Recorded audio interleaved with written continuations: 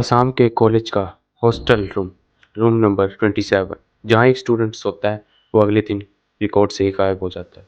College के students कहते हैं कि यहाँ पे रात को कॉरिडोर में चीखने चिल्लाने की आवाज़ आती है और लाइट्स भी खुद ब खुद बंद हो जाती है, लेकिन कॉरिडोर में कोई होता ही नहीं। उस कॉलेज का सबसे डरावना रूम था रूम नंबर 27, जहाँ पर पिछले 20 सालों से कोई स्टूडेंट टिक ही नहीं पाया।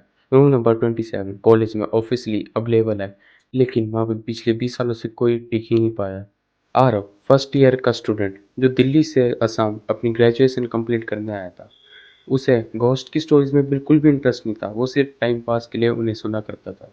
लेकिन जब उसे रूम अलॉट हुआ था तो वहाँ के एक वार्डन ने उसे कहा था, रूम नंबर 27, अगर तुम्हें वहाँ पर कुछ भी अजीब लगे तो अपना रूम चेंज कर देना। लेकिन जो आरव था, आरव को उसकी बात बिल्कुल ही अजीब लगी और उसने उसकी बात को इग्नोर कर दिया। लेकिन उसी शाम आरव का दोस्त आता है रोहन और उसे बोलता है, प्रो सीरियसली तो रूम नंबर 27 में रुकेगा? आरव उसकी तरफ देख के बहुत ही ज़्यादा जोर से हंसता है कि अरे रोहन, कम मूवी देखा कर, ऐसा कुछ नहीं होता। ये सब होने के बाद आरव कैजुअली अपने रूम में जाता है और वहाँ पे जाके रेस्ट करता है। फिर रात के 12:07 हो चुके थे। कंप्लीटली कॉलेज के कॉरिडोर में साइलेंस था, कोई भी नहीं था, अंधेरा ही अंधेरा। लेकिन तभी आरव के फ़ोन पे एक अननोन मैसेज आता है कि लाइट बंद कर दो, वो तुम्हें देख रही है। आरव ये सब देखते कि ये हो क्या रहा है, मतलब ये किसने भेजा मुझे मैसेज। लेकिन वो जैसे ही विंडो से बाहर जाके देखता है, उसे वहाँ पे कोई भी नहीं दिखता। कंप्लीटली कॉरिडोर में अंधेरा। फिर तभी वॉशरूम से घुंघरू की आवाज़ आती है, छन छन छन।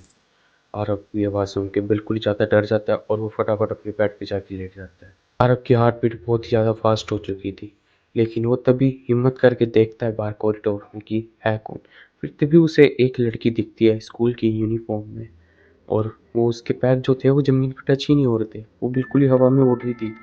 और कैजुअली उसने बोला कि तुम मेरे बेड पे क्या कर रहे हो?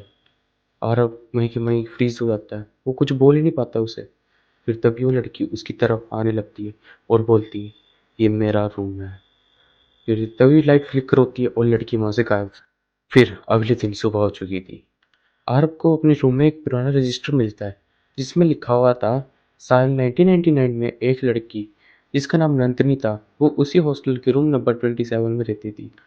वो जब उसने एडमिशन लिया था तो उसके साथ लड़कों ने रैगिंग करी थी और वो मेंटली डिस्टर्ब हो चुकी थी और उसने वहीं पे पंखे पे लटक कर अपने आप सुसाइड कर लिया था। लेकिन जैसे ही लोगों को पता चलता है कि लड़की ने सुसाइड कर दिया, वो उसकी बॉडी देखते हैं। फिर पुलिस को फ़ोन करते हैं, पुलिस आती है। पुलिस वो पोस्टमार्टम के लिए बॉडी ले जाने के लिए कहती है। लेकिन जैसे ही लोग रूम में जाते हैं तो वहाँ पे बॉडी थी नहीं, बॉडी गायब, और वो आज तक बॉडी उसकी मिली नहीं। फिर दूसरी रात जब आरव अपने रूम में सो रहा होता है, रात के 1:15 हो चुके थे, तभी उसका फ़ोन फिर से वाइब्रेट करता है। वहाँ पे फिर से अननोन नंबर से मैसेज आता है, तुमने मेरा प्रॉमिस तोड़ा।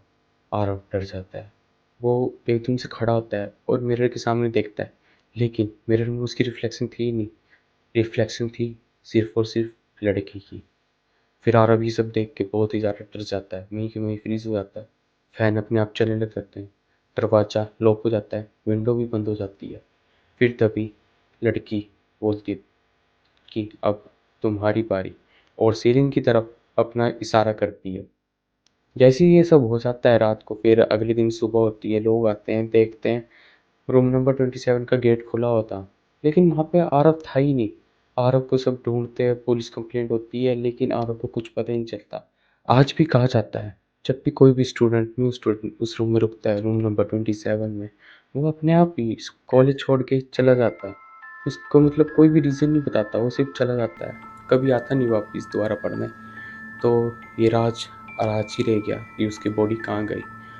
ये सब होने के बाद आरव की जब बॉडी नहीं मिलती तो वहाँ पे वॉचमैन होता है, वो उसी रूम में जाता है और देखता है वहाँ पे चौक से लिखा होता है ब्लैक बोर्ड पे कि रूम एक्सचेंज कंप्लीट।